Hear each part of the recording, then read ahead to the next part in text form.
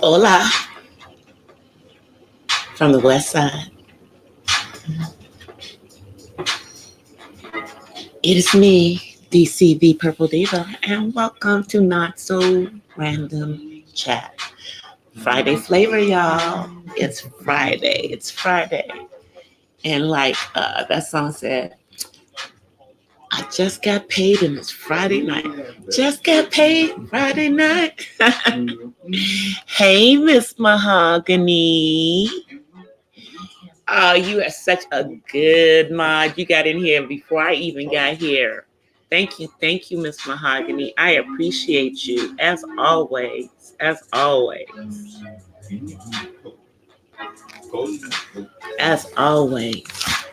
Well, I just want everyone to know on this Friday night that if they're looking for a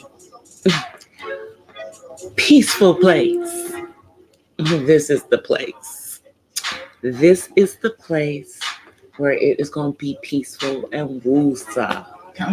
Because there's some stuff going on tonight on these YouTube streets. But I hope they get it worked out. However, work it out. But over here, we're going to be peaceful. But before I get into, the flavor, let's talk about the fact that Mr. Trump is now trying to derail the having fruits and vegetables in the lunches and meals the kids get at school. Okay?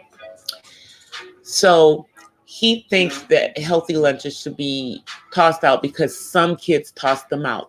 But what he does not understand is that if you do this, you start to get them in the habit of being presented with healthy food choices so that they do not grow up and become obese people. Because here's the thing. It's one thing if, you're just naturally a bigger person. But for some of these kids, it's like you've taken gym out of the school. But you don't want them to at least eat healthy, so that they can have a longer life, so that they don't, get high blood pressure or get diabetes. Because, diabetes is lifestyle by making bad food choices that started when they were young because you took the healthy meal choices out of the school system. So then they would be a burden on the healthcare system that you're trying to dismantle as well. That's what this president is doing. Busy doing this kind of stuff while he's busy not being transparent.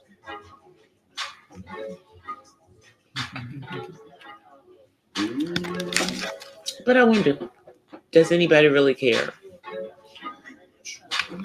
I mean, why he wants to dismantle the healthy lunch program and the healthy food program in the school. It's because it's something that Mrs. Michelle Obama did. She got our kids eating healthy or having the option, having the choices. Because what we do know is that for a lot of kids, what they eat at school is maybe what they eat. Healthiest meal of the day. It's the healthiest meal. So if they have a healthy food choice for lunch, that can go a long way in them being a healthy individual. Hey, Miss Mahogany. I love that you put your message up at the beginning of the chat. Thank you so much for doing that. I appreciate that. So yeah, you know, I don't understand. The healthy lunch program is something that's good for kids. So why would you take it out of the school just because you want to do something to dismantle something because it was done by your predecessor? That's like having a tantrum. Niggers. That's like having a freaking tantrum. Niggers. Hey, Matt. It's like, you're having a tantrum. This is something that is good for this generation of kids and the generations of kids to come. You want them to have healthy food choices. You don't want everything to be, fried foods. You want them to start to like vegetables. You want them to start to like fruits. She even started kids planting, fruits and vegetables.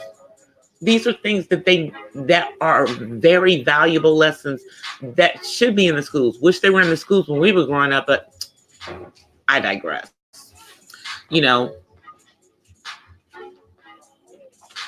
Hey, Big Brown Food Review, how are you? So he's a hater, pure D hater on something that is good for our kids.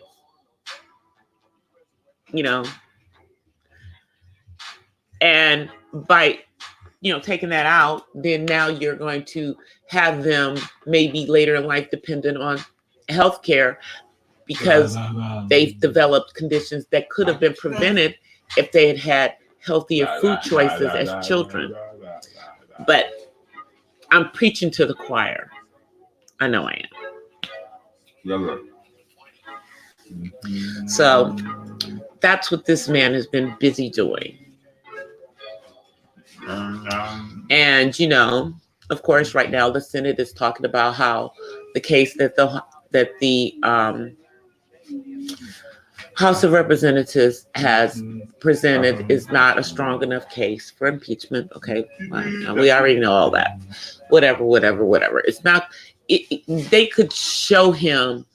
They could give them, audio tape of him saying things, and they still would say it wasn't a strong enough case. That's just my opinion. But y'all, I'm just gonna say, please vote. Please vote responsibly. Please vote responsibly this year. Encourage everyone that you know to vote. Please learn about the Electoral College. As a matter of fact, I think at some point in the near future, I might talk about it in one of my not so random chats. Because I think we need to understand about that. How it really works.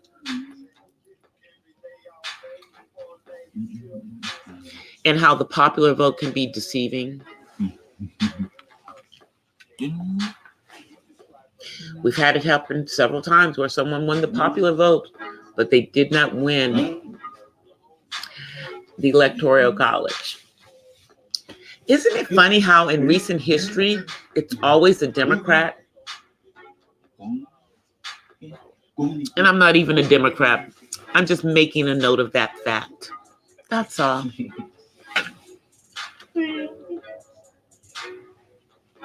Thank you, Big Brown Food Review. I mean, you guys think about it. Think about Al Gore, who was literally robbed. He was literally robbed. And then, I'm not a Hillary Rodham Clinton, hoorah or anything, but, she lost. She won the popular vote, but she lost. In her situation, it wasn't so much that she was robbed. It was more that she didn't follow the Electoral College rules. Those rules that Mr. Obama did follow. He did what it took.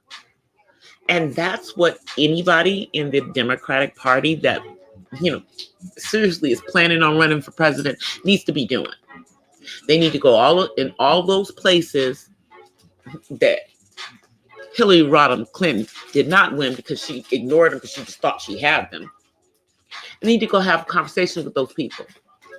See how happy they are with the president that they elected. Find out how happy they really are with the factories that he said wouldn't close that did close. Factories he said that weren't going to move that did move. But I digress.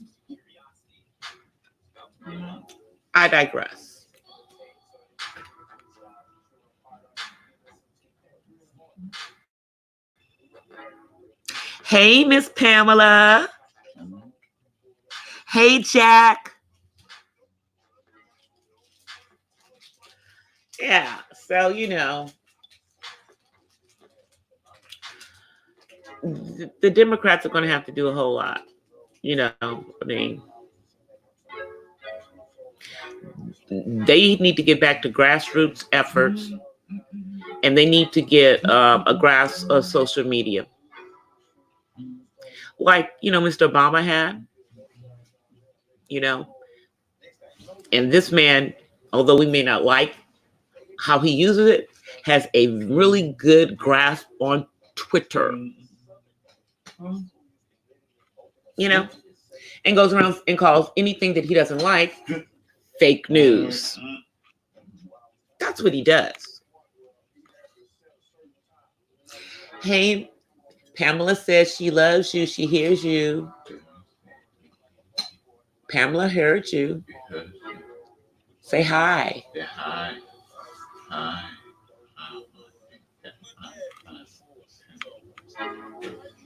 He said hi, Pamela. But yeah, that's what dude is up there doing. And since we don't have any shot of getting a president in there that's young again for a minute, I mean, think about it. Because when Mr. Obama went into the White House, he was under the age of 50. So he's relatively young. He basically is a Gen X, was the Gen X president. He was the hip hop president had all the hip hop artists. He was, in with it and everything. But, what we're going to have, no matter what, is some man probably that's over the age of 70.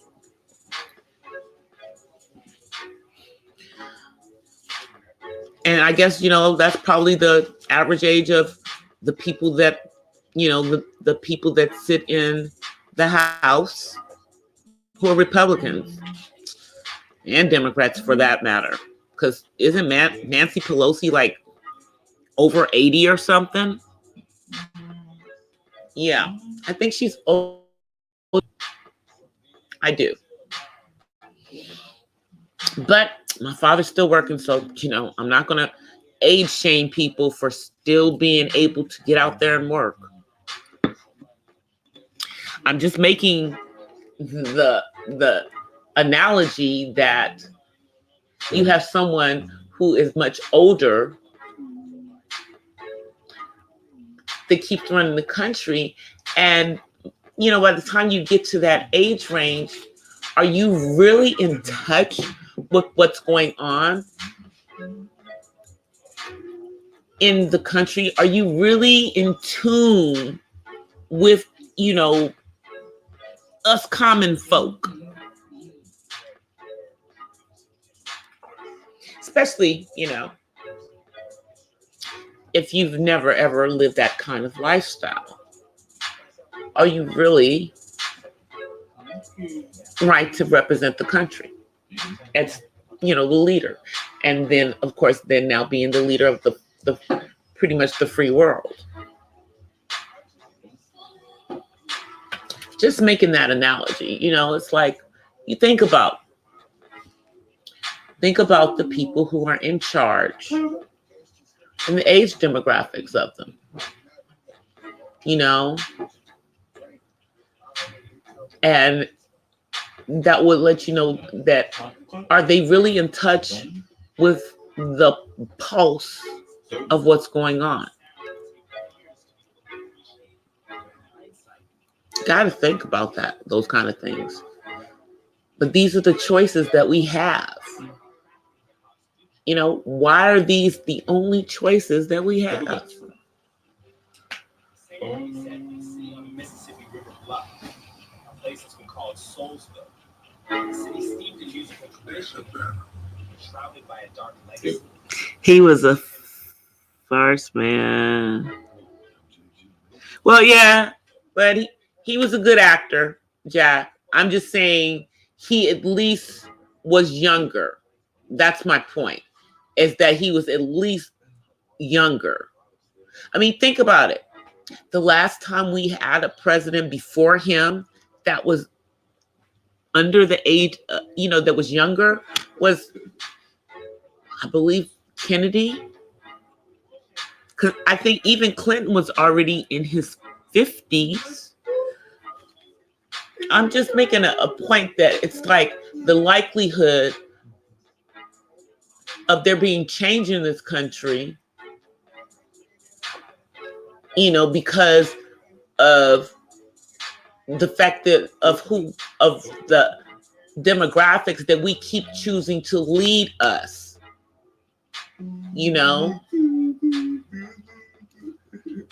And not saying that the youth know everything, but somewhere in the middle might be a happy medium, because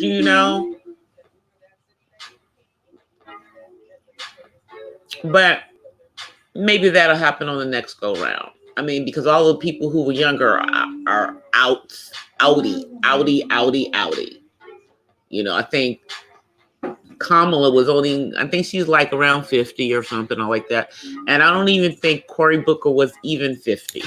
So, and you don't have any choice on the Republican side, because it's the incumbent. I mean, you're getting a little bit of younger blood in, the House of Representatives. But I'm just making this analogy about the fact that it's like our leadership of our country does not really reflect the demographics of our country. It's like it's the good old boys club. It's the good old boys club.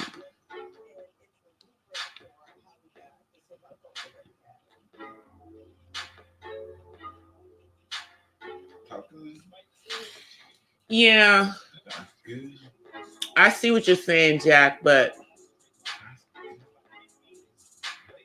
we ain't got none of those out there.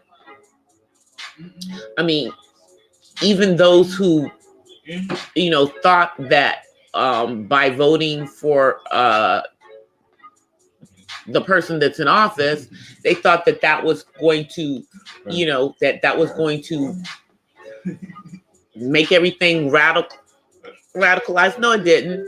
Because for all intents and purposes, he's doing exactly what it is that the Republicans want to be done. So it's not really like, even though he was an outsider, no, he's not. You know what I'm saying?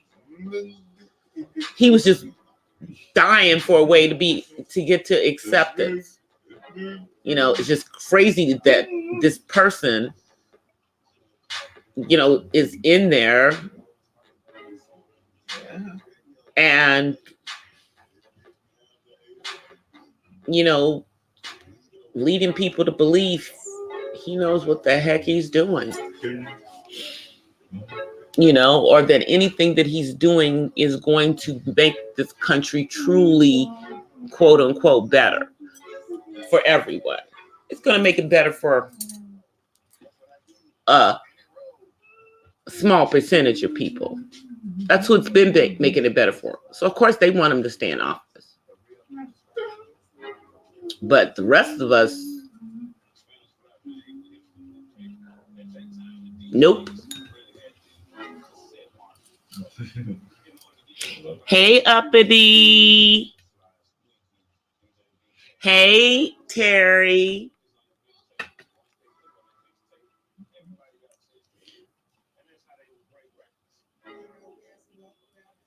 So that's my Trump spiel for the night. So last night, you guys, told you guys to go listen to that song.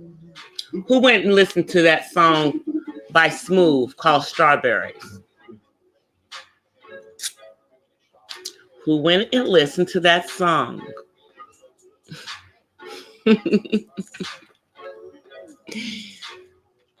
I think that was the only song she had out. And I don't know if it was like only here, regionally here, like in California. Because, you know, they had some of those songs that, you know, the rest of the country didn't hear, just like other parts of the country. But it is on YouTube. And she talks about strawberries with Hennessy in that song. That's part of the lyrics. So, well, if you guys didn't listen to that song, sorry for you, because your girl DC did. It was a lovely experience listening to that song last night. Brought back a whole lot of memories from when it was out. We reminisced over here.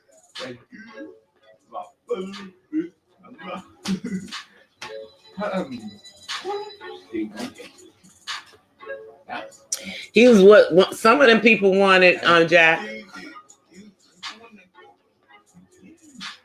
So I hope everybody has their libations. If you are a libation drinker, and if you don't have libations, you can always have tea or a big cup of coffee or hot chocolate if that's what you prefer.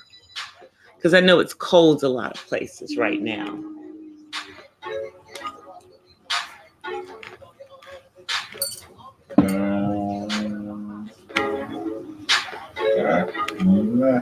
And it was raining last night, you guys. It was raining all night here. You know what I thought about? I thought about that song that was on, I think was it Herb Albert? It was called Making, and Janet Jackson sang it. It's called Making Love in the Rain. Yeah.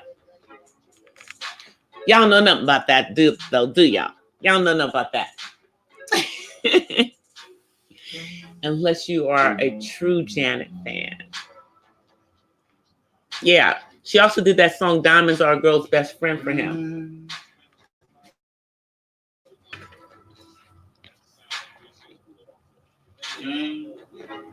That's what I'm saying. Everybody has their everybody have their drink of choice.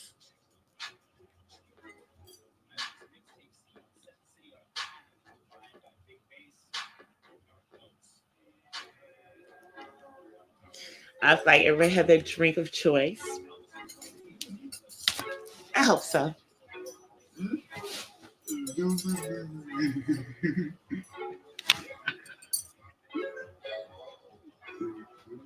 Sparkling margarita. Miles Davis. Oh, yeah.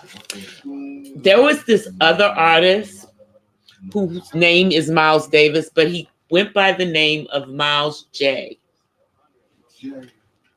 Because because they couldn't be two Miles Davis, registered,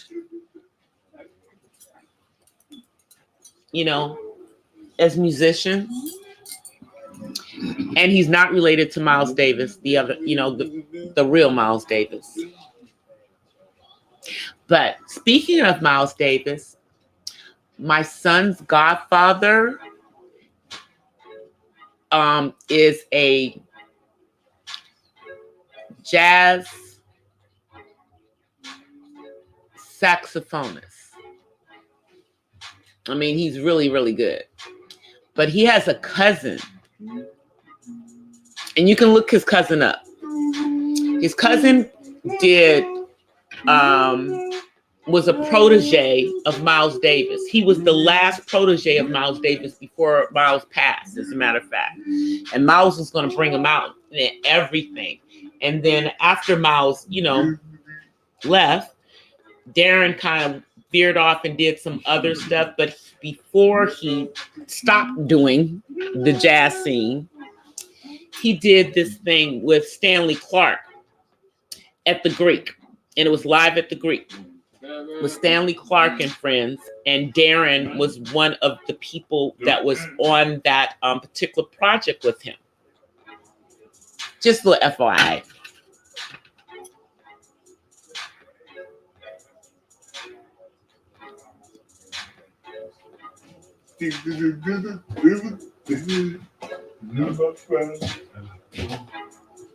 Yeah, well, they couldn't use it, so he used his first name. Miles J went by Miles J, using his first name and middle name. He just happened to have the same name as the legendary artist Miles Davis. I'm sure maybe his parents might have named him after Miles Davis. Who knows? Because he's much younger. But he had this song out back in, I want to say it was in the late 80s, maybe the early 90s, called Let's Start Over. It's on YouTube. Go check it out. Good song, y'all. I told you guys I used to be a DJ. Yeah. I used to make mixtapes and mix CDs for people. Yeah. My stuff was like, yeah. Tight. That's a good song. Go find it. There's probably the video of it on there. And then, I'll give you guys another good song. These are all like, sexy songs, y'all. That's Where You Find Me by the group Deja. Another good one. And the girl that's in that sang that song in the group Deja was also in the group that sang Cutie Pie. She was in that group too. Yep. And for a time period, side note, she dated the lead singer of Kool and the Gang, the second lead singer, JT.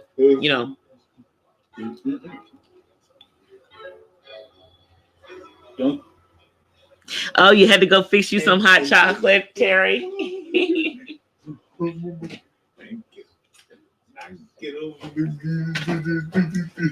But those are all like really, really good songs.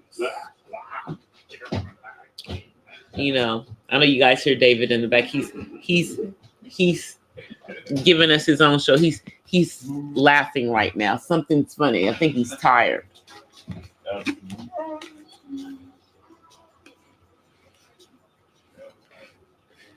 I think he's getting tired. And he has a 3-day weekend, as do I. And I know we're going to be celebrating Martin's birthday, even though it already has happened. What? For those who don't know, it was on the 15th. But they're going to be celebrating it this weekend, across the country. And you do. I know a lot of people, may have mixed feelings about Martin.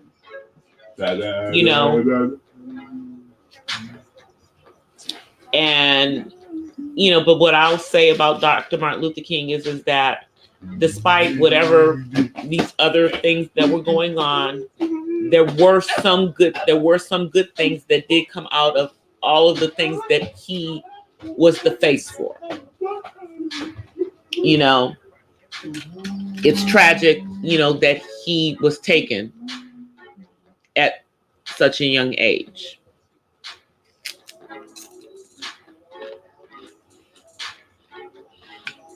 And regardless of anything you can't take away the fact that a black man has a day celebrated for him. You know, you can't take that fact away, regardless of anything you may feel in regards to the, you know, the man and certain parts of his legacy.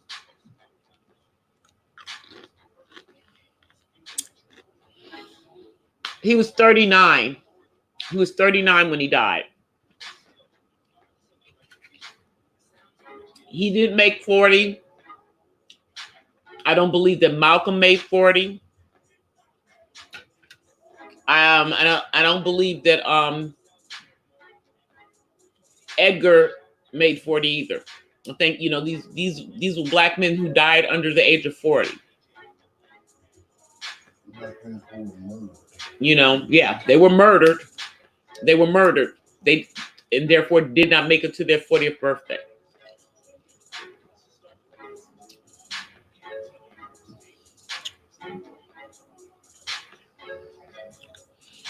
Yeah. You know, because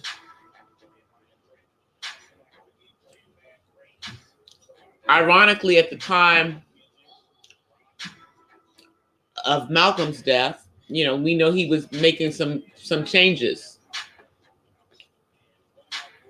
you know, and we have no idea what was really going on with Martin. You know, there's all these conspiracies about what was going on at the time of his death. We really don't know.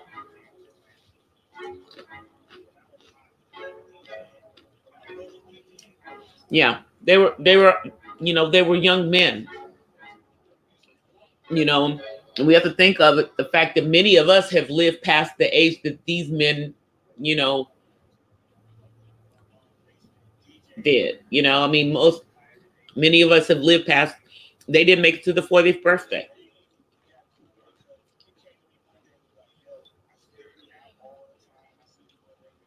Because Dr. Martin Luther King died the year before he would have turned 40.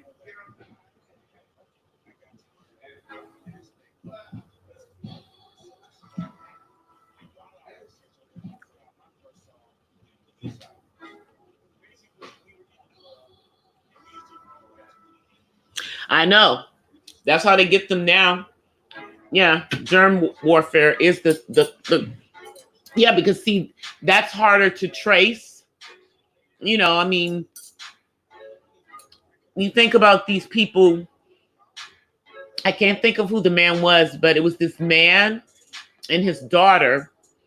I think they were Russian, but they were in the UK, and they did something to them. They did something got into their food so that they both got deathly ill.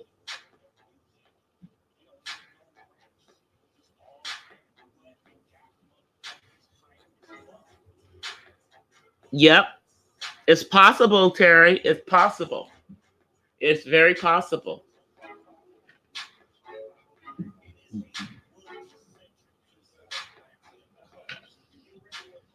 It's very, very possible.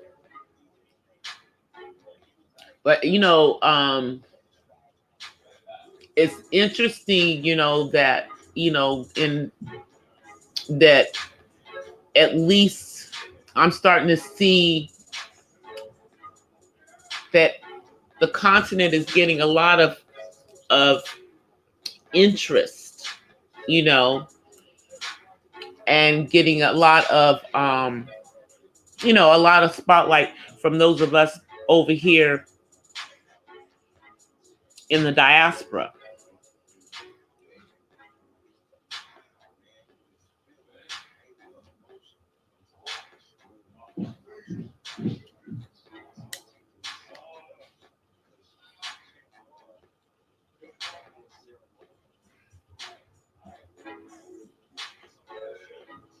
Oh, an activist, yeah.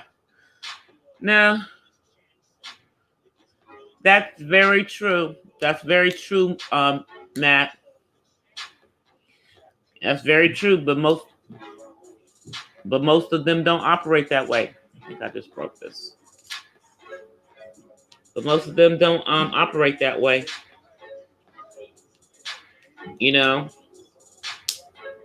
they're not afraid.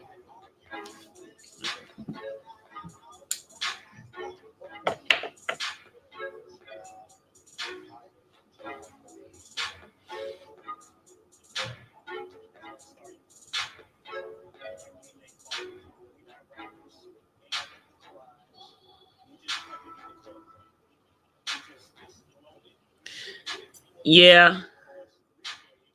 They do mark you, you know, I mean, heck, there's people even that, I mean, you even have to be, careful in your commentary when you're speaking and using your First Amendment right to freedom of speech here on YouTube when you're talking about certain things. Absolutely.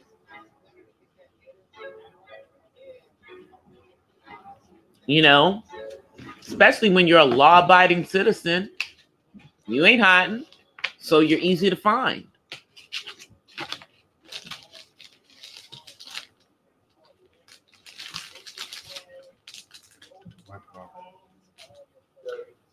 Yeah, no, the bullets are never off the table. That's very, very true.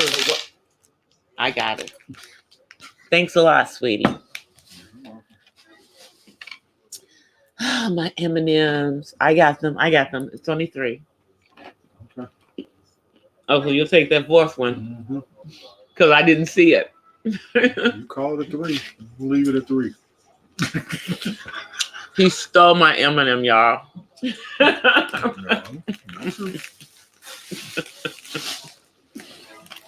I'm just kidding.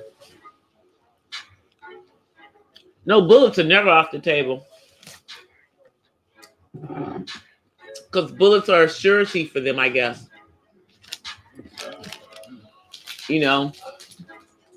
But, the other type of warfare is less messy.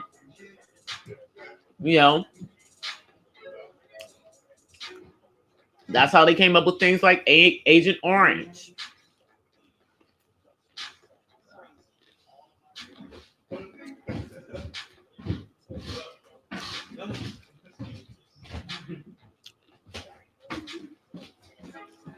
Yeah, I know, Matt. I know.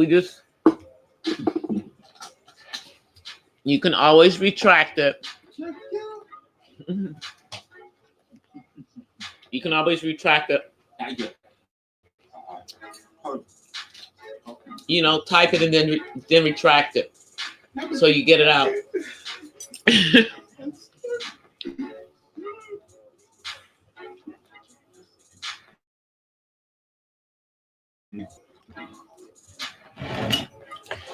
But as we have said on many, many occasions,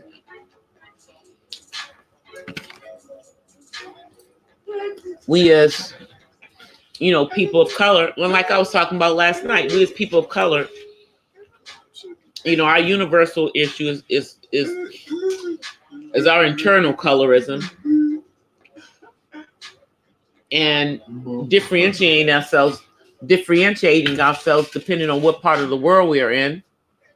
When, since the Europeans that said we're all black, they've decided that that's what it is, black is black.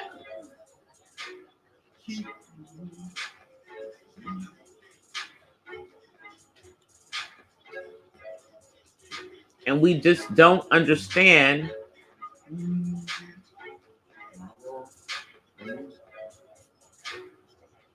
Well, no, I take that back. I think that some of us are starting to understand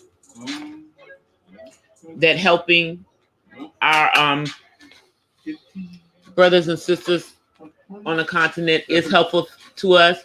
But I think that the ones that are understanding are looking at it from the way that it's going to financially benefit them at the same time. You know what I mean? Because let's look at what's going on in Ghana.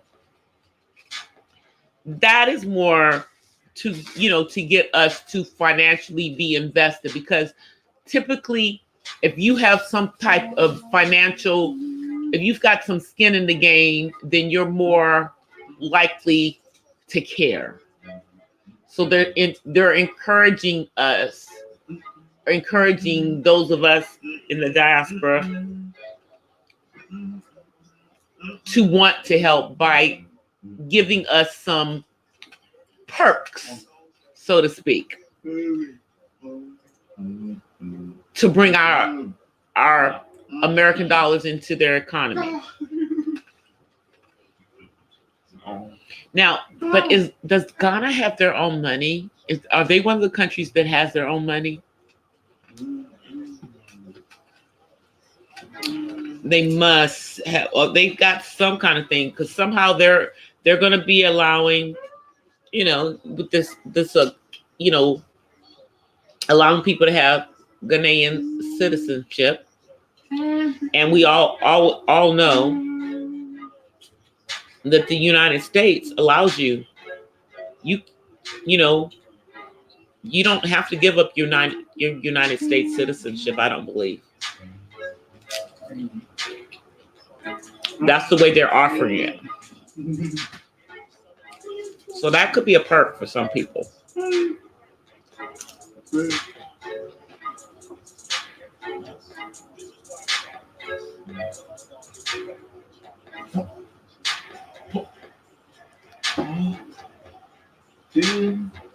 Yeah, I don't think that some. I don't know. I'm not going to say that. Martyrdom is a hard thing, because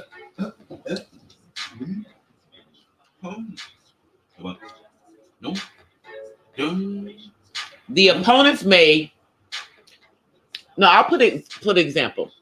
You have these off-sites within Islam that have no problem with being a martyr, blowing themselves up and doing that kind of stuff. But I don't know, do we have that kind of extremists, or how extreme is too extreme in the proving the point to get to the unification?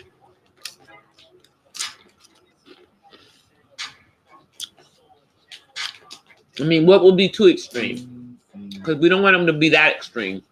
That's too extreme to me.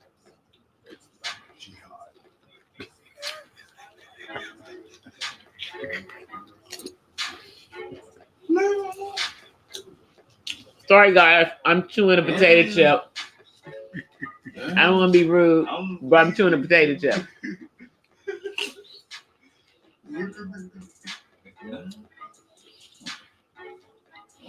The setting. Okay.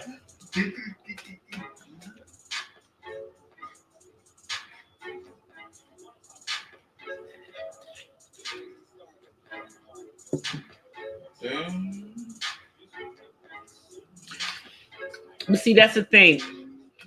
So the power, it has to come from many sources, from several sources, rather. It's going to have to come from,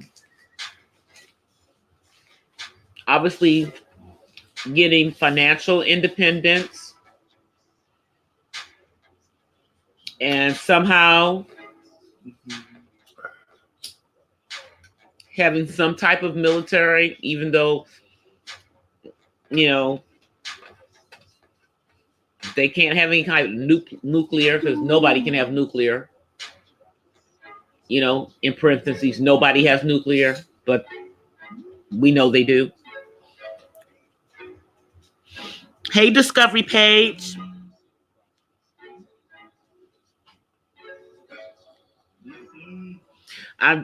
You and me both, Matt. My support is from this side. I can go visit. I have no problem going to visit Africa. But I was born here, and you know, the African heritage, whatever my ancestors had, is gone. And then here's the sad part.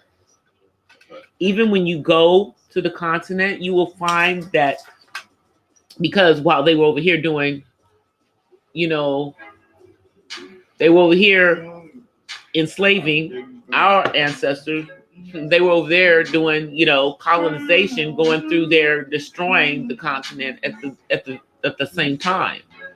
So they have some oral traditions of history, but some of the things, it's like, it is, I'll just speak for myself. It's hard to find the African history from this side of the Atlantic when I'm trying to find it. So I don't know, maybe I need to go over there to get some of the African history, you know, to find out about, you know, more than Shaka Zulu, you know?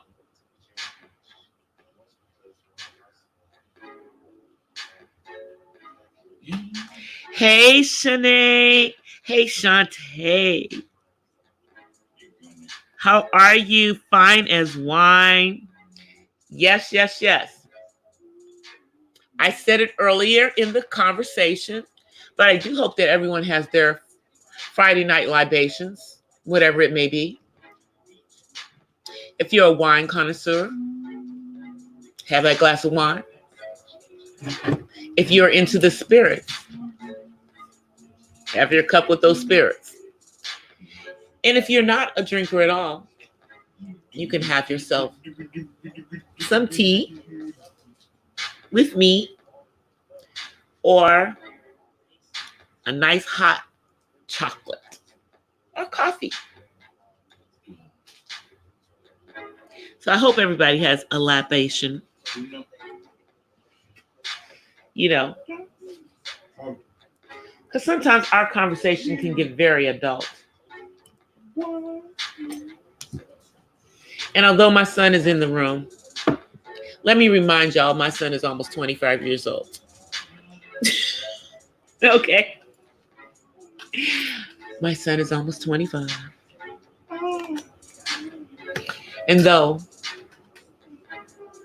And he's really not paying attention to anything I'm saying either.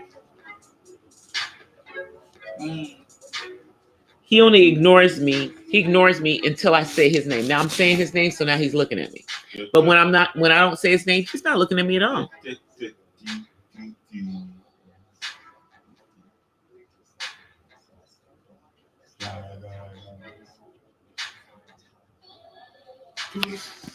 You know, what do you mean you wish you don't know? I don't drink, but I wish I did. That's why I said, I said tea with me, or you can have hot chocolate. Or if you're a coffee drinker, you know. But, you know, most people don't drink coffee late at night. So that's why I did put coffee into the mix.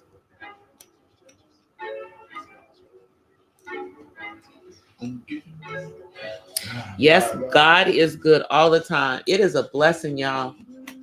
God is blessing us all. So I'm getting ready to put out a vlog about self-love. I recorded it today, but I've got to re-record it because the audio was awful on it. So I got to re-record it. But it'll be out over the weekend. But yeah. God is part of the reason why I love myself, because I know I'm His. I know that I belong to Him.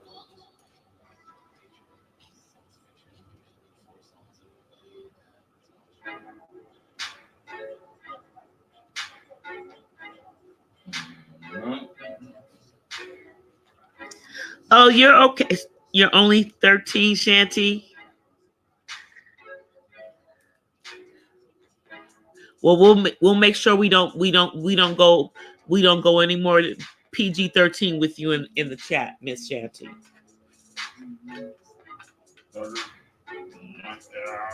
What are you doing up this late? Or is it early where you are?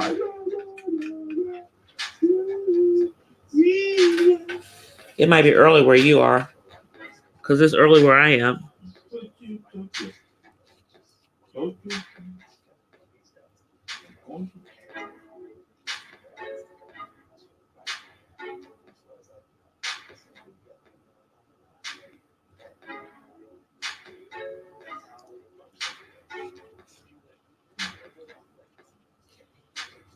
I got you.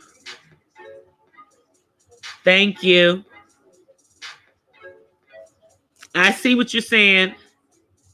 You're on the West Coast, so yeah. So it's still early on the West Coast.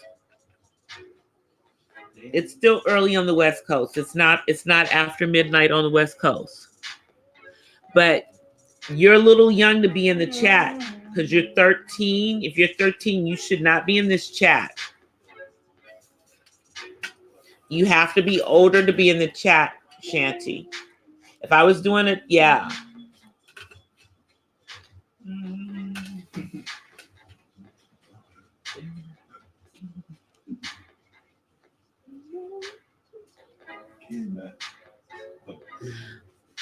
Thank you.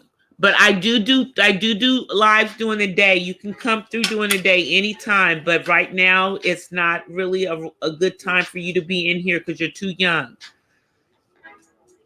And I don't want your parents being mad at me.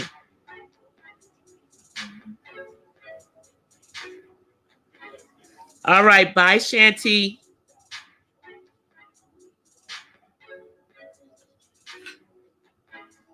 Yes, y'all. We cannot have, I will not be corrupting any children, and no children can be in the chat. Although they are of the age that they can be on YouTube, they cannot be in this live stream because they're too young to be in this live stream. Because there may be mature content in my live stream. I appreciate that they did leave. I don't want them to unsubscribe to my channel. And I do lives during the day, which are PG, and everybody can be in the chat. But this is not one of those lives.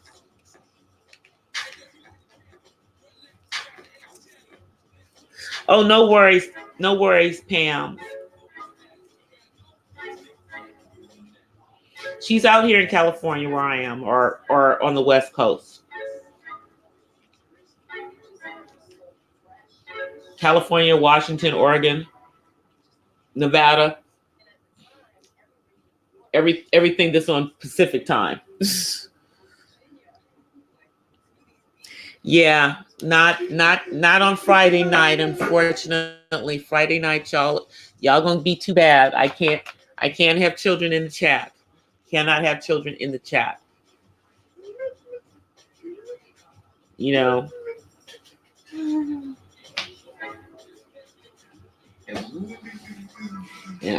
And even though my son is of age, I might have to ask him to leave the room.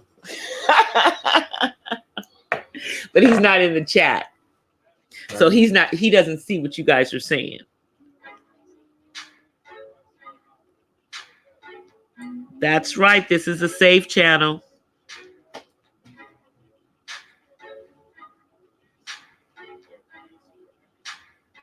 Nope.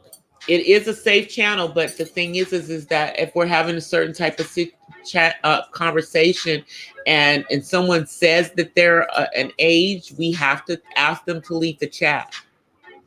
We do. Because according to the YouTube rules, you have to be older than that to be in a live stream at night. I don't make the rules, YouTube does. Now, I don't know what they do about the gaming channels because that's a whole different situation on the gaming channels, but I know that on here, we have to do what we have to do.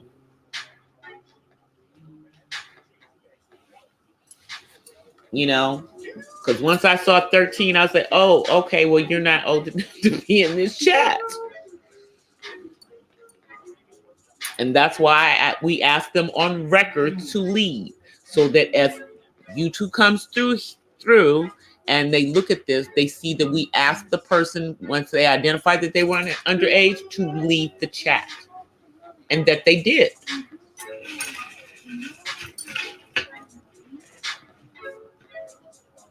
Exactly. Well, no children in the chat last night. And I do understand that it's a 3-day weekend for everybody. You know, but I'm sorry. This is definitely an adult stream. You know, and it's just because some of the subject matter is just over children's heads. You know, especially some of the political stuff that we talk about. So no.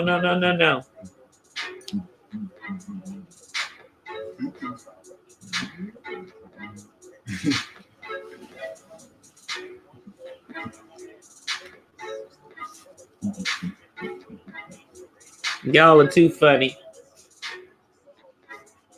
Well, they're gone. You know, and thank you, Miss Mahogany, for being on patrol as well.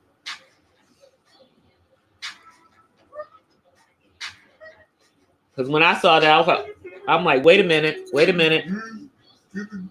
And I immediately went to her page.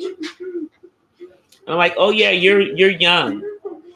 I do have young friends. We all have young friends on YouTube. You know, because kids are on here too. You know, and the age technically to be on YouTube is 13. But some subject matter is you can't be in live streams if you're under 13, if you're under 18. I didn't make that rule. YouTube did.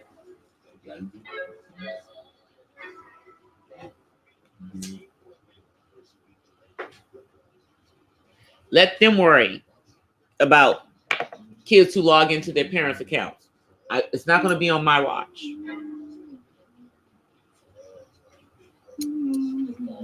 You know, I mean, there's another kid that comes through the chat, but they're older.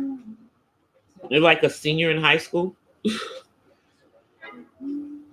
And they never come, and they generally don't come through on Friday nights. And if they did, we would have to change the chat. So, you know, and that particular one is not a female. That one is a male.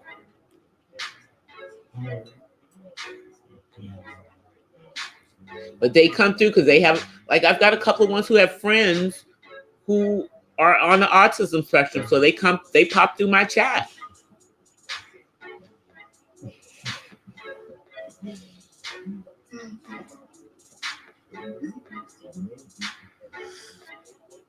Yeah, I think they started a kids YouTube. They did start a kids YouTube because I know, like, some of the channels that I'm subscribed to, you know, now their video comments have been turned off because they're considered, you know, kid channels. And when you go on their channels, and when it tells you can't leave a comment, and like if you stop in the middle of the videos, it gives you this pop up for kids YouTube.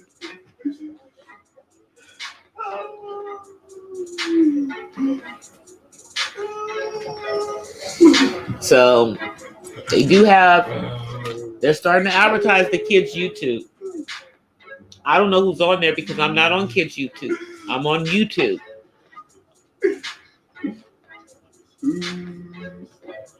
You know, we'll see what they're going to do in the future with that, you know, but, you know, I'm an adult.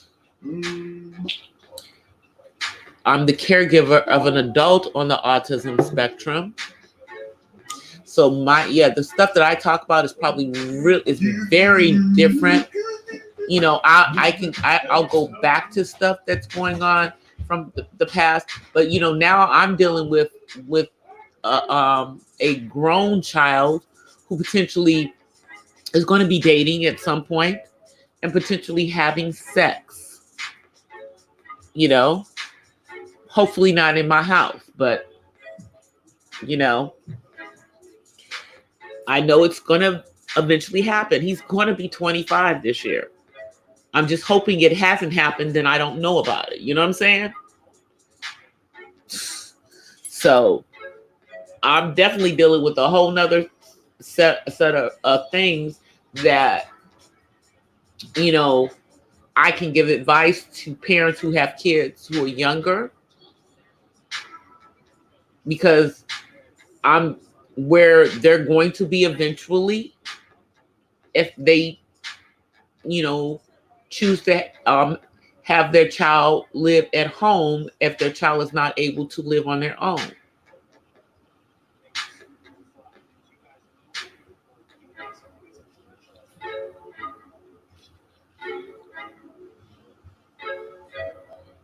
I know.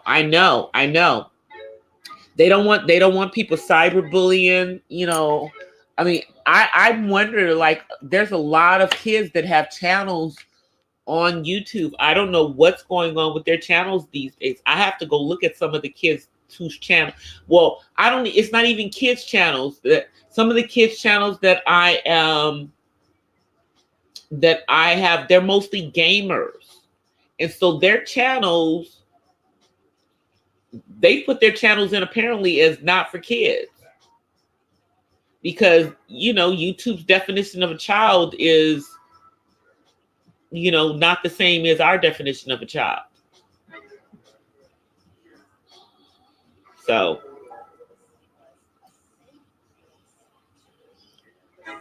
but nonetheless, I don't care. 13 is too young to be in my chat on a Friday night, where everybody who's in the chat should be over the age of 18. Period, point blank. So you guys can feel free to talk about what you want to talk about in the chat, because this is an adult chat. That's why it's called my not so random chat, because we talk about a whole lot of not so random things, and sometimes some of those conversations become R-rated. You know, and like in the movies, if you're under 17, you should not be in this conversation.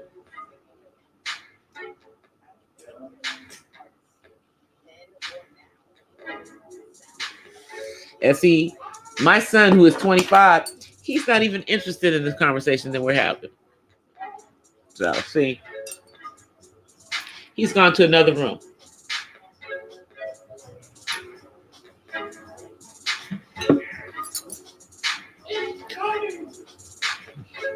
He'll come back down here, check and see what I'm doing, go back upstairs. You know, because he knows he has a 3-day weekend. That's all he's thinking about at this particular point. He has 3 days. 3 days until he has to go back to work. Now, he does have things to do over this weekend. He just doesn't know about them yet. Yes, I was talking about you. And what are you going to do? You're going to use what? Because you can do what? What does David know how to do? That's right.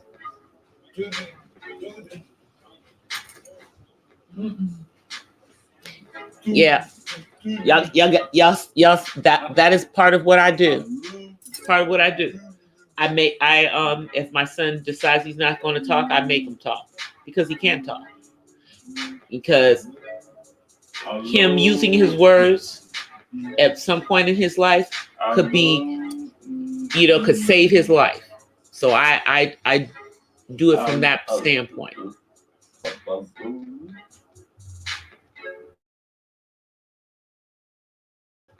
Games begin. But you know, there's some really fruity drinks that you can make that are non-alcoholic, Miss Pam. All you have to do is cut up like some strawberries and some grapes and some pineapples and put them into a juice, have them floating around in there, and have you a nice fruity drink.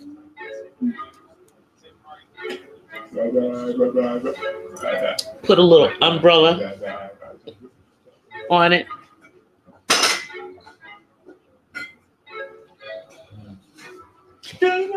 That will work.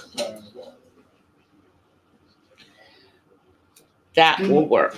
It doesn't have to be alcohol, because, everyone doesn't drink. Everyone doesn't, smoke or do other things, to make themselves, I guess, inebriated, so to speak. And most people who, I'll just say this, people who do wine drinking, because like a couple of years ago, well, it's probably more than a couple of years, but for my dad's 75th birthday, we went around to wine tastings and stuff. And like I said, that's not something, my dad in his younger years, yeah. So the reason that we don't really do a lot of drinking in my family is because in my family, we have high liquor tolerances. So we tend to not try to drink because we ain't trying to drink. But my dad used to be a drinker.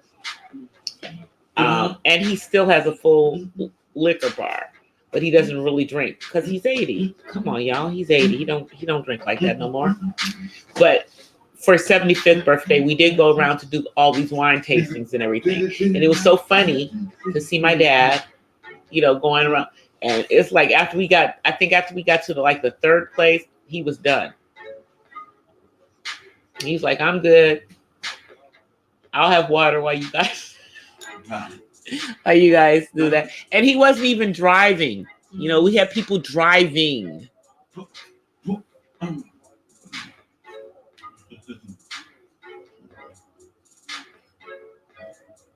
Yep, the slushies with the sherbet are good. I remember that I had a party, and I had like all my cousins come over, and one of my cousin Andrea, made this authentic sangria. I mean, she made it from scratch. She had the wine, she had all the fruit, and she had it was like a huge thing of it. It was so much that there was some left after they left. But I was trying to get people to take it with them. But that was a homemade sangria, and they had everybody inebriated. And there was a band playing and all kinds of stuff. If you guys go back, if you look, there's a video that's on my channel from a million years ago. when I first started my YouTube channel, but I wasn't doing vlogs, and it's a backyard barbecue. That was when the sangria was made. Yep. That's when the sangria was made. It's really good, Miss Pamela. It's really good if it's made right. My cousin had grapes in hers. She had strawberries in it. She had pineapples in it. She even had some cut up peaches and mangoes in it. I mean, it was very good. It might have been 9 years ago. I've had a YouTube channel since 2011. Yeah, so it was a while ago. It was probably around when I first got it. They were the green grapes. Yeah, the green seedless grapes. That's the one she put in there.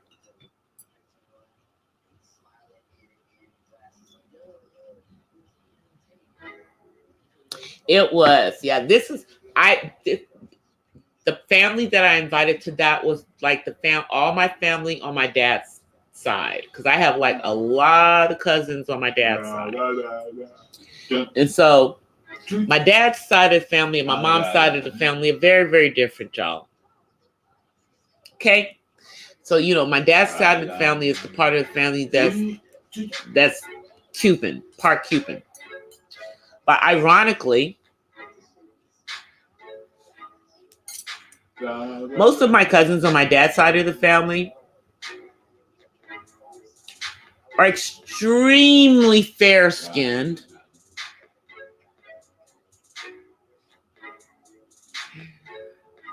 Yeah, and I've got a few cousins who have blonde hair and blue eyes. But both of their parents are black. This is on his side of the family. So I've got, a lot of cousins that are on that. But they're cool. And they're 100% black. They're not biracial. Let me just point that part out. You know, but that's the part of the family. It's like, because my grandfather's brothers and sister ran the gamut of colors. My grandfather was extremely dark, but his sister, who all of these, some of the ones that are out here are like her grandchildren, could pass for white. So that's my dad's family. My mom's family on the other side, man, we go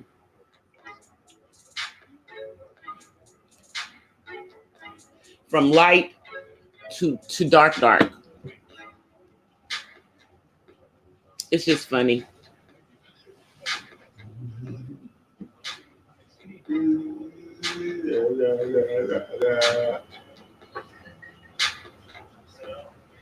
It's like, you always got, it's like on my dad's side, like my dad's side is Cuban, on my mom's side,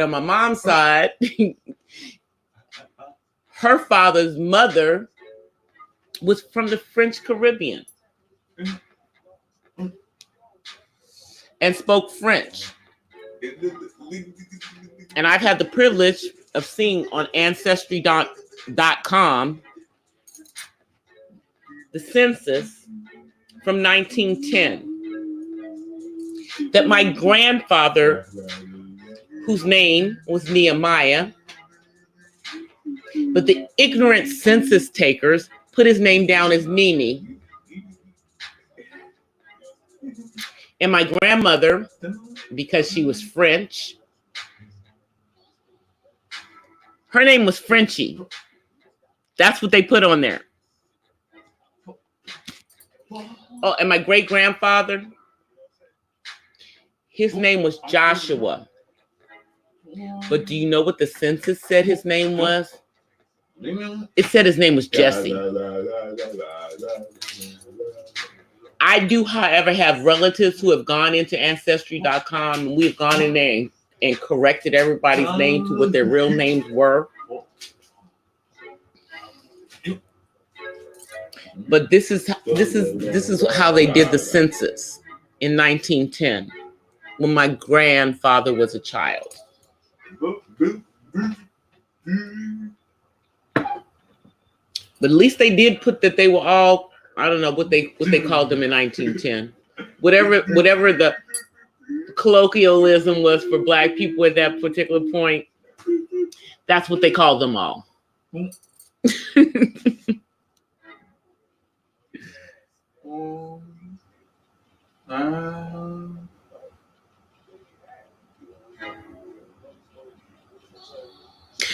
Mixed non-alcoholic drinks are really, really good. You always find, like, there's this one drink that I like that someone gave me an alcoholic version, a non-alcoholic version of. It's called a Purple Hooter. So I have to go find, because I have it written down, because they gave me the non-alcoholic way to make it. so it looks, so it looks just like the purple hooter, the alcoholic version.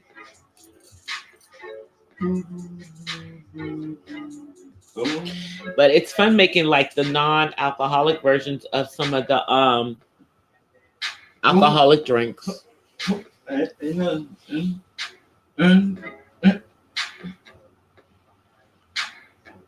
I remember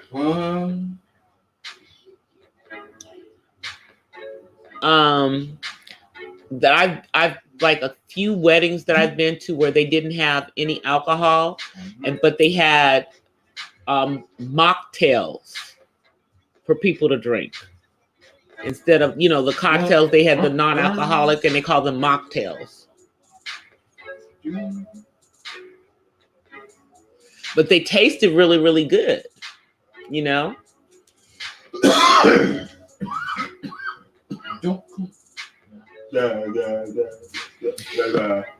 I know Miss Mo is good at doing her stuff.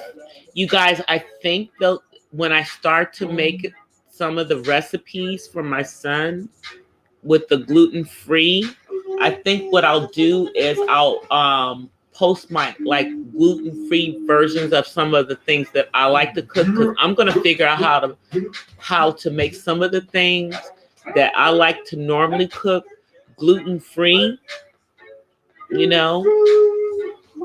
So stay tuned for that, y'all, because this is gonna be a journey for me. I think I'm gonna go shopping for a few items to start us off this weekend. I might vlog it or videotape it so I can turn it into a vlog. We'll see. Because I'm gonna try going to Aldi's, like Autism Set. Ready, Set, Autism Set. So we'll see what happens.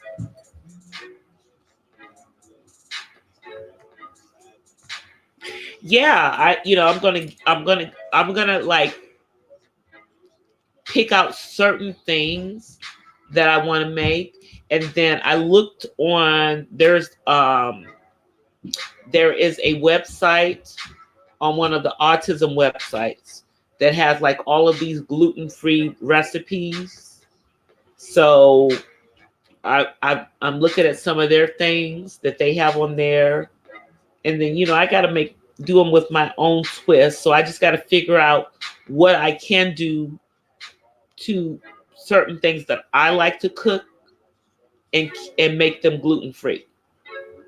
So y'all know, because I do Creole and Cuban and Southern kind of cooking, and I gotta make this gluten-free experience flavorful for my son. So we're gonna figure this out, y'all. We're gonna figure this out.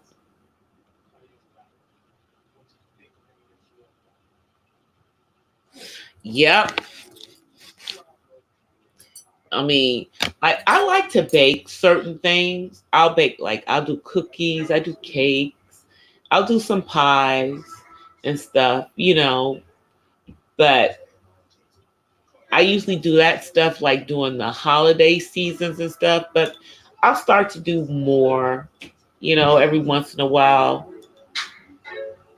I'm a really, really good cook, and and can, cook, just make up dishes out of my head and everything,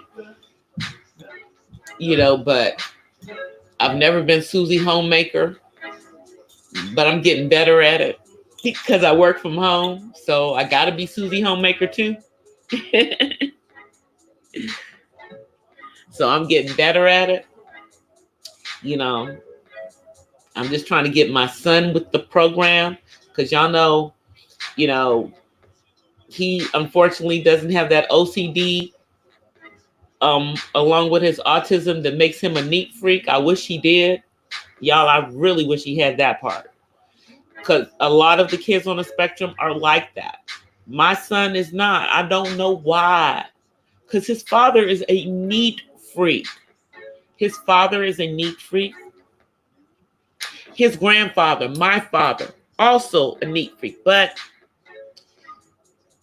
I will give this concession.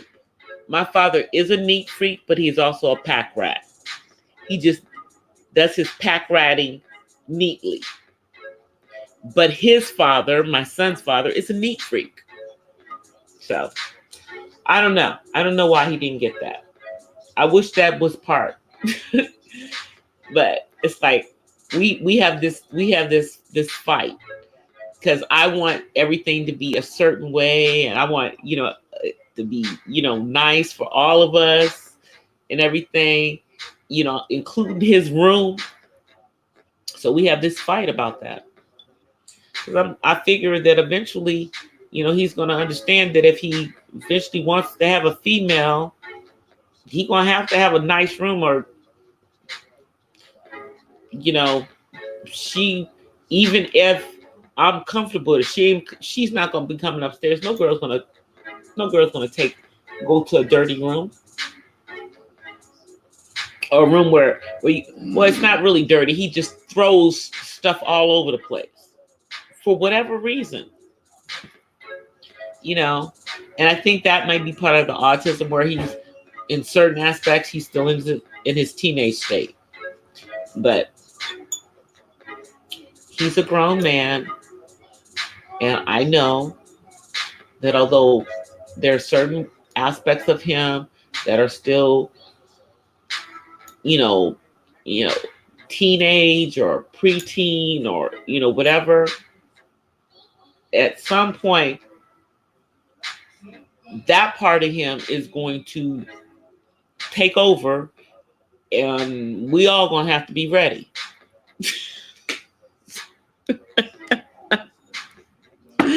I was like, we're all going to have to be ready,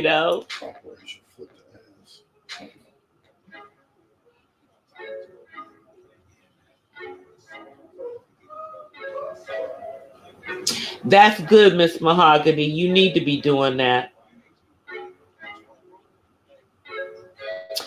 Now, Miss Pamela, I'm going to tell you that I'm not going to, I have to brag that though, but my man will cook. He's cooked breakfast. Yes, he has. I wasn't even expecting it, and it happened, So, they can do a little something. As long as they can do a little something, I'll take care of the rest.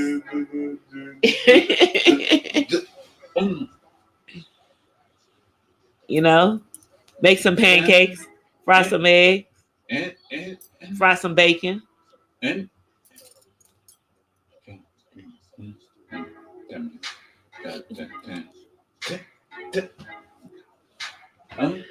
that's good. That's because you're the queen, Miss Mahogany. You are the queen.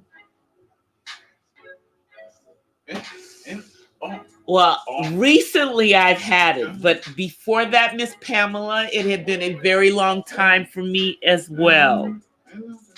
It had been a very long time for me as well that somebody had cooked some food for me. I was shocked. I was pleased.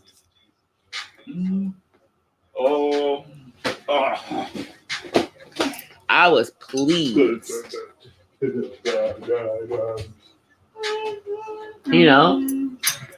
And not saying that I've dated, but I've dated guys that were they could cook almost as good as me, but they wanted to make it into a competition. Dude, why are you making it into a competition?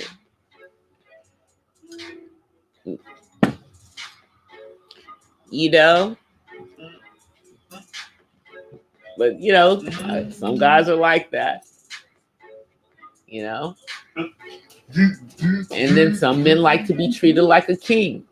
They like it when you cook for them, and and then every once in a while they shock you and they do something for you that's what I like. Exactly.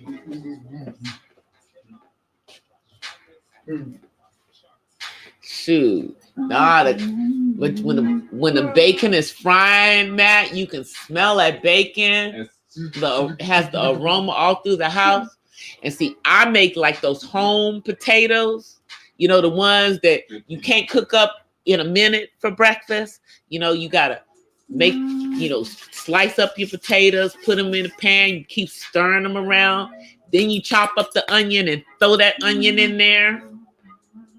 Yeah, those ones.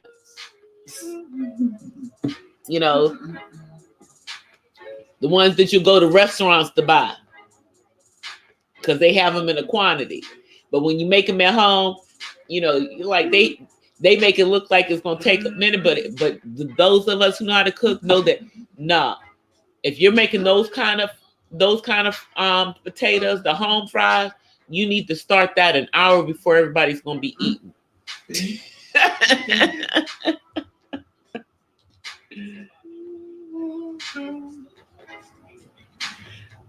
Well, the bedroom is a must. See, people who say that is not important are liars. Liar, liar, pants on fire.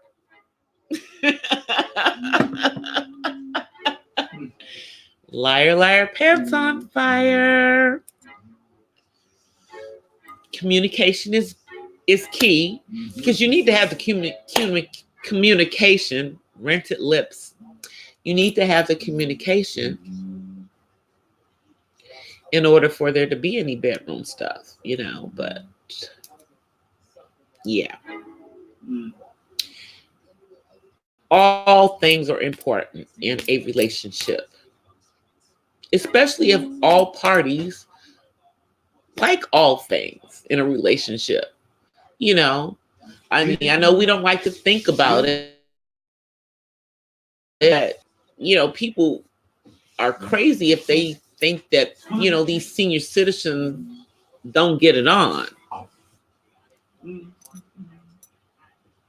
As we get older ourselves, we start to understand what those possibilities are.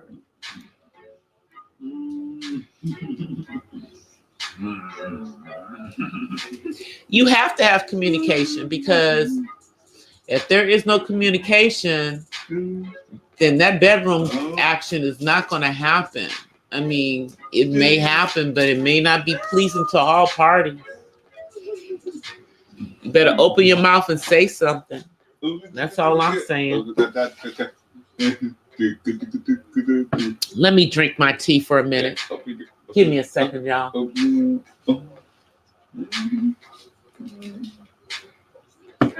As I was saying, you better open your mouth and say something. And then that way, you have communication in and out of the room. There should be a lot of communication before you even get to that point. And discovery is always fun.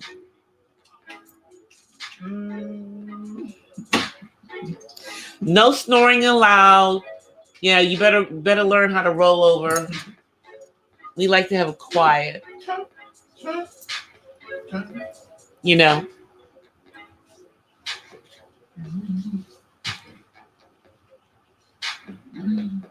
Oh, you make steak and eggs? Yeah. Somebody has been wanting steak and eggs. I don't know. Maybe I'll get up early tomorrow and go get them some steak to go with their eggs. But they love the home fries because they are on point. On point. And some syrup. And some, did you hear that? And some syrup. Yeah. I have to make some steak and eggs. I think all the men are like that. I'm not really a steak eater. However, I can cook some steaks, make it nice and juicy. Anyway, I'll have to show them so that they'll know. Because see, they didn't understand until they had my home fries. Then they understood. Now they're patient. Now they understand. I know. The only one who doesn't understand is my impatient son, who wants the food like right now. But anyway, you know, they always say that there's two ways to a man. You know, his stomach, and then, you know, I don't know. I'll let y'all know.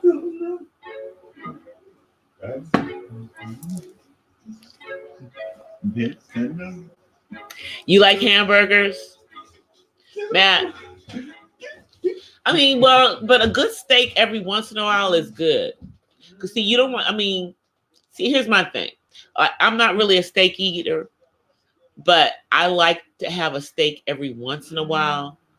But if I'm going to do a steak, I like mine well done, and I like to do them on the grill. Either on the grill or I'll do them in the broiler. But I like to grill the steaks. Yeah. And that's grilled up after I've already like marinated them and stuff. But that's like for dinner. Steaks with steak and eggs, that's a whole nother way I make the steak for that. Yeah. Whole nother way.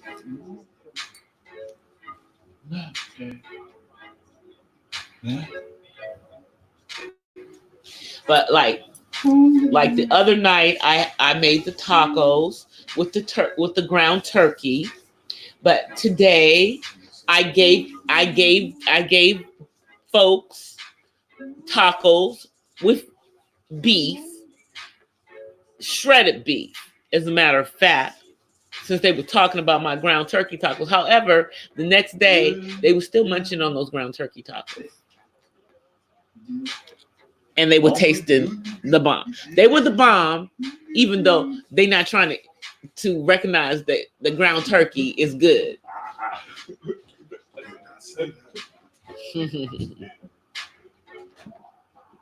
But I like to make when I make my hamburgers, I like to use like one egg. I'll put an egg in there or two, depending on how much, ground beef I'm using. And then I put in my breadcrumbs in there and, put my other seasonings in there. Always have to have me some. I chop up my onion, and for the hamburgers, I try to chop up the onion really, really, really fine for that. And then, if I want to get fancy with it, I'm going to chop up some peppers. But again, I chop my peppers up smaller because you don't like to have them big, thick peppers popping out of your burger. So I try to cut up small pieces, and I don't try to put the whole pepper in there if the whole pepper is not going to be small enough. Less is best. But my burgers just kind of melt in your mouth. I mean, you just start eating them, and the meat is seasoned. It's so juicy. Man, I'm gonna have to make some burgers tomorrow. See where y'all have me? How do we always get on food, y'all?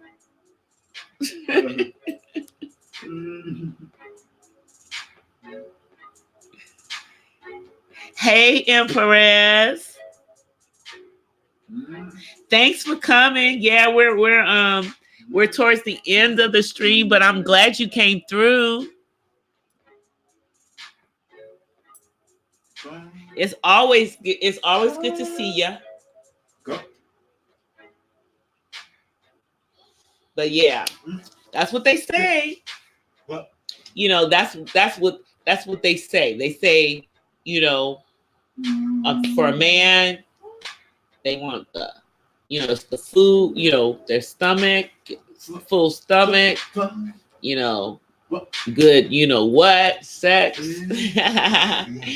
But women want to feel secure. And for different women, it's different things. Some women need financial security. Some women need emotional security. I think all women need emotional security, but some women need the financial security as well. I might be wrong about that, but I know that a lot of women that most women need that emotional. They need to feel emotionally secure, you know, with that man. That man needs to make them feel secure being with them. Hey, DLD.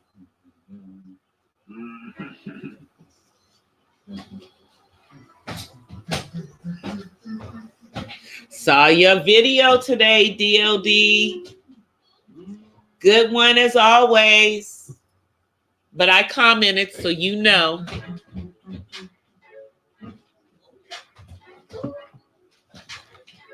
You will never be able to say that I do not comment on your videos ever again, Ledford.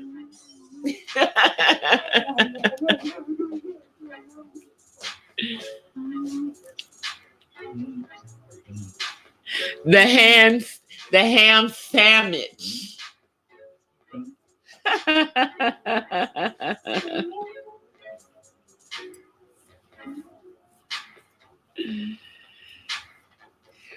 You've been punching out that good content, Ledford.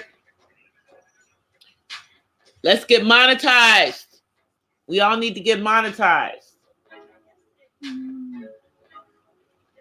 I'm pushing it out. You've pushed it out. Keep pushing it out. You're putting out some good stuff. Just saying.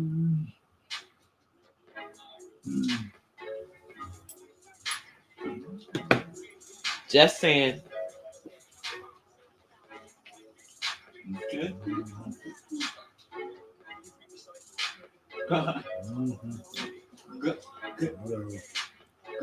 Hand sandwiching forever. Y'all, I mean, you know, y'all know my son is a bacon man, so I always have bacon in my house. And bacon makes everything better. I'm sorry. That's the only thing. That's the one thing I do, you know. I have to have me bacon every once in a while. Sorry. But my son loves it. But no, I don't have any ham. I have turkey though. I have like that pepper, some of that, you know, pepper jack, you know, with the pepper, whatever that, you know, the turkey that has the pepper on it. I don't know. I got it from the deli. But I have that kind of turkey. Nope. I don't have any ham in the house either.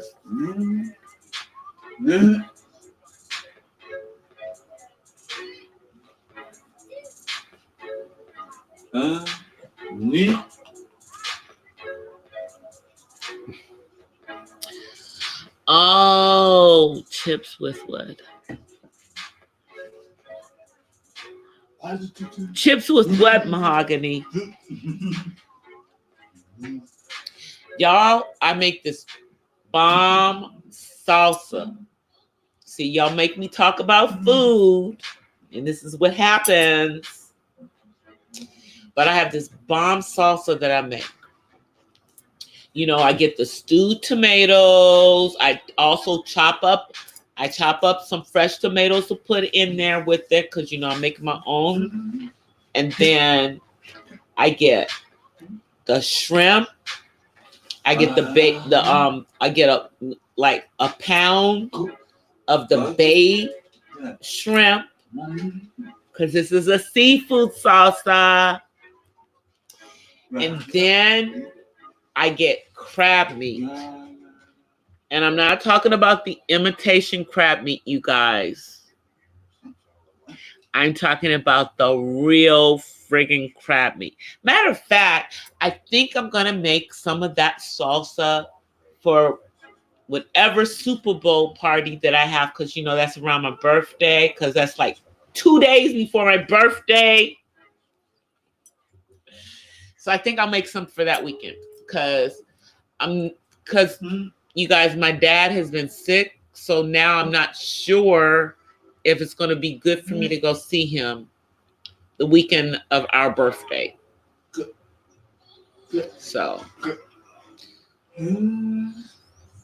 I was planning on, looking into going to see him in North Carolina the weekend of the Super Bowl, but because my dad has been sick, I'm not sure if that's going to be a good thing, but we'll figure it out.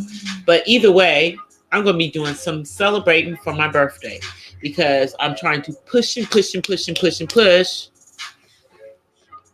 I'm trying to get my networking together because I know I haven't been on my game since the beginning of the year, but I'm getting it together, y'all. I'm trying to get together because I'm trying to get to at least 1,500 friends on YouTube before my birthday, which is February the 4th for anybody who cares to know.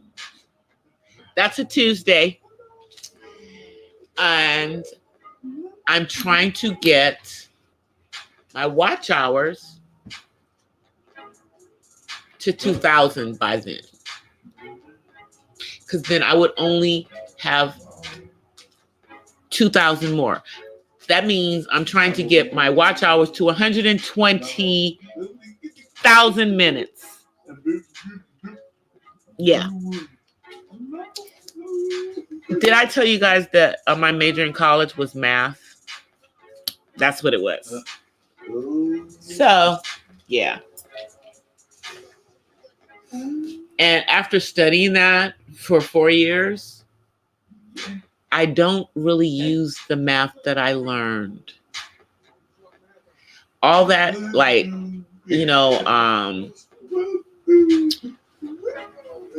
linear geometry and the electrical engineering math that I learned and the statistics and all that stuff that I learned, don't use any of it. Have all the books still in my library, but the only math that you actually need is basic math. You need to know how to add, subtract, multiply, and divide. Everyone needs to learn those basic math skills.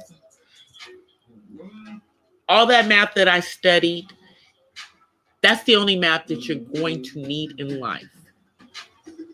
Not saying that other people shouldn't study math and become mathematicians like me. However, after college, I didn't go out and teach math. But I do use my math.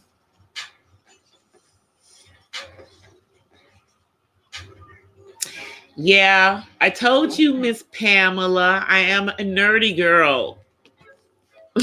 I am a nerdy girl. The only thing is that I was also a nerdy girl and I was an artsy girl. So it's like I did the drama stuff. I did the acting stuff in college and stuff. I did the dance and I did the art stuff. But those were my electives. My major was math because I come from one of those families where you're going to get a degree that makes sense if we're paying for it. Yeah. So the only person who went to school for music is my brother because he got scholarships and my parents didn't pay for him to go to school.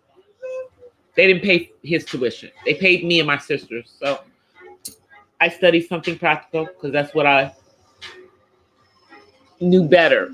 I just wanted to go to school. I just wanted to get through college. But I should have probably just studied business like everybody else. Business is the bird degree. I'm sorry. Because they don't hardly take any, they don't have to take hardly any math classes. The accounting classes were a breeze for me because, I took accounting and statistics and stuff. And I was worried about taking those classes. I took them like as electives, like at UCLA Extension because it was cheaper than taking them at the school that I went to because y'all know I went to SC. So, and I was worried about those classes. And when I told the professor that I was a math major, he said, These will be fine. You'll breeze through. And I breezed through those classes. So I'm thinking maybe I should have been a business major because I could have breezed through, you know. But I am working on a master's in business administration. FYI, I have it on pause right now, but all I have to do is say I'm ready to take the exam because I already paid for the class. I just have to take the exam. And I have 6 more classes if I wanted to finish it. But right now I'm doing all this other stuff for my son. Like I'm doing these certifications through UDMY.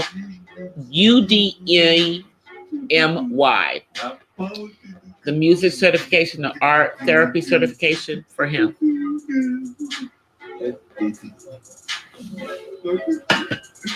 I started out, Matt, when I started college, my first major was architecture. So I did design my house. Like my dream house, I designed what I wanted it to look like and everything. And I still have that friggin' design. I still have the drawing. All these years later, I still have it. So obviously I picked up my dad's pack rat-ishness a little bit, you know, but yeah, I learned that. I mean, I work in finance, you know, but I work on, you know, I work in the real estate finance, and I work on in compliance and regulatory compliance, making sure people are following the rules, which is totally like contrary to my personality, the way people see me, you know, like it's because I'm such an artsy person and that's what I appear to be. So it doesn't appear that I'm like this really smart girl, but I'm this really smart girl. Yeah. That would be me. Very good in math. So despite that thing that they say girls are not good in math, don't believe it. Don't believe it. Remember hidden figures.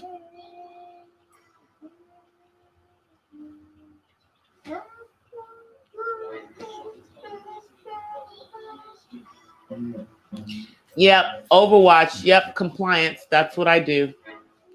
And I work for like one of the largest companies in that field, which is good. Well, I won't say that we're one of the largest. I'll say that we get the largest percentage of the business. That's what it is. We do the majority of the work because we're not really the largest. Some of the other companies are larger than us. We just get more of the business than them because of our technology. Because, you know, as y'all most of y'all know, I work from home, but I work for a real company. I'm in senior management. You know, my clients, you know, are major, you know, financial institutions who we do third-party work for. You know, but this is basically, you know, so that consumers never experience another Big Short. You know, and if you don't understand what the Big Short is, that was the real estate debacle that happened, you know, when the bubble popped in the United States real estate market and people had these 5-year and 7-year adjustable rate mortgages, and a lot of people who were W-2 wage earners were in stated loans with inflated incomes, and these loans flipped from the fixed to adjustables, and these people lost their homes because the economy started to pop at the same time. People were losing their jobs. So that was The Big Short. And if you want to see it in full, there's an actual movie called The Big Short. It talks about that entire period of time. And I was part of the real estate lending industry when that was going on. Worked for one of the major real estate mortgage lenders in the time. Was, telling, my bosses we shouldn't be doing this, maybe, but everybody was doing it. Everybody got greedy. They were doing ridiculous loans that did not protect consumers. Brokers and lenders were taking advantage of people. Hundreds of thousands of people lost their homes despite all those modifications that were done.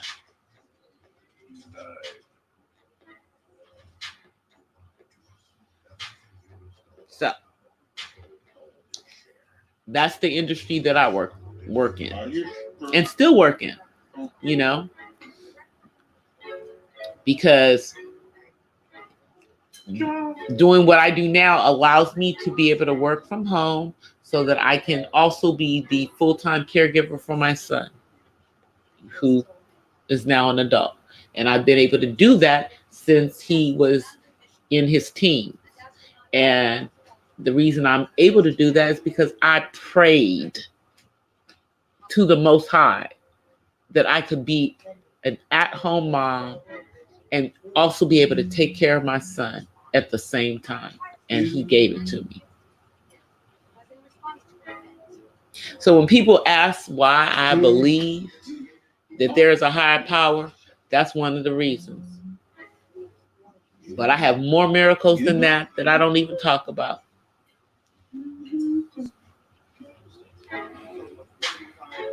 But he is good, because I will just tell you guys that for when my mother who died suddenly,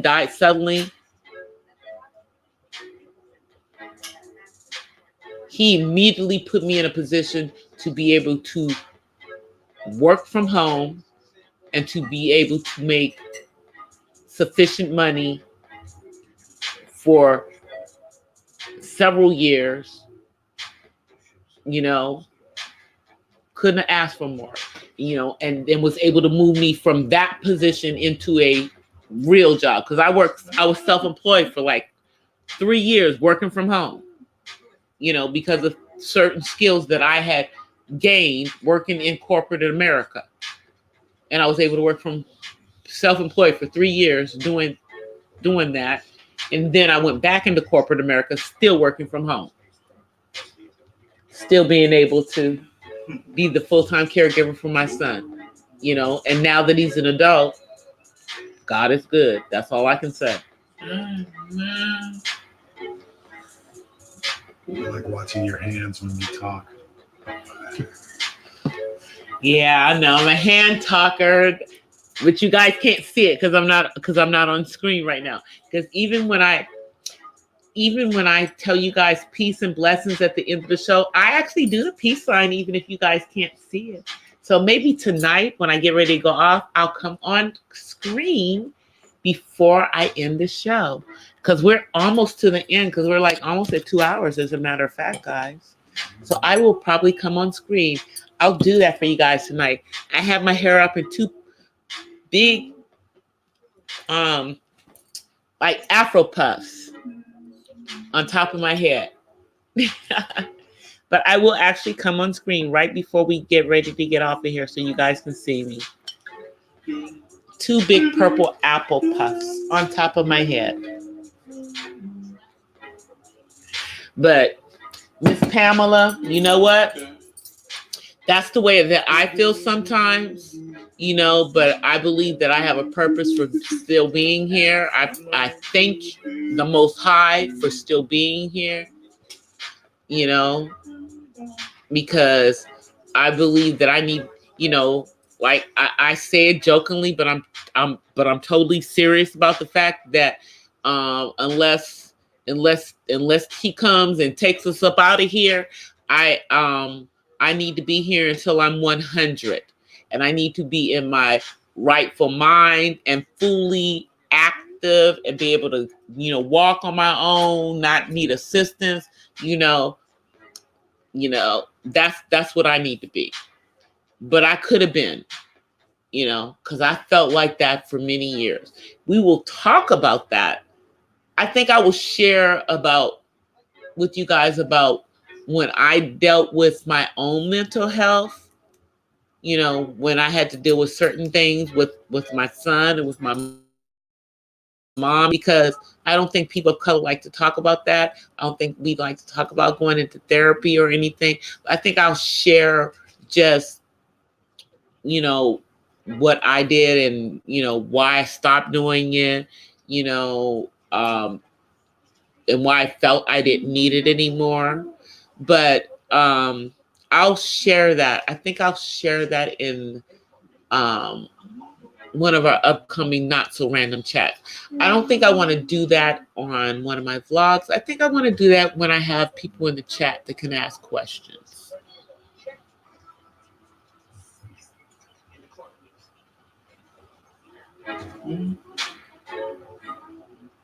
You're aiming for 100 yourself? Well, Terry, we need to get you live. I like it when you come on my channel live, but I'm waiting for you to be on your channel live, and so I can come and jump up on your platform. Yep, that's what I'm waiting for. Okay, let me see if I can do this. Let me see. All right. Can you guys see me? Can y'all see me? Told you I'll come on right before I stop. See? See my Pocahontas balls? Yep. I have peanut gallery over there. Okay, you guys. Don't worry about it. So anyway, I decided to come on cam right before we end the show tonight. But I thank you guys all for coming tonight. And I know you guys could have been anywhere else but here. But you decided to show up and show out for me. And I always appreciate the conversation. I appreciate everyone who's modded up in my stream. I don't care if I have a stream full of wrenches, because here's the thing. I know that eventually it won't just be all y'all in here with wrenches. It'll be other people in here with wrenches. Maybe I'll come on cam more for you guys, huh? But y'all see, I had to turn on the light so that y'all could see me. Because I usually do this where it's dim in here so we can just chill.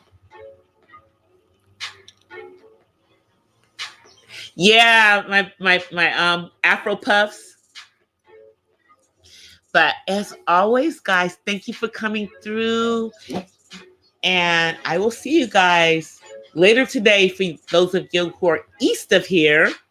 And those of you who are on the west side with me, I will see you tomorrow. And always, guys, as always, I offer you peace and blessings from the west side. Bye, everybody. Correct. Dun, dun.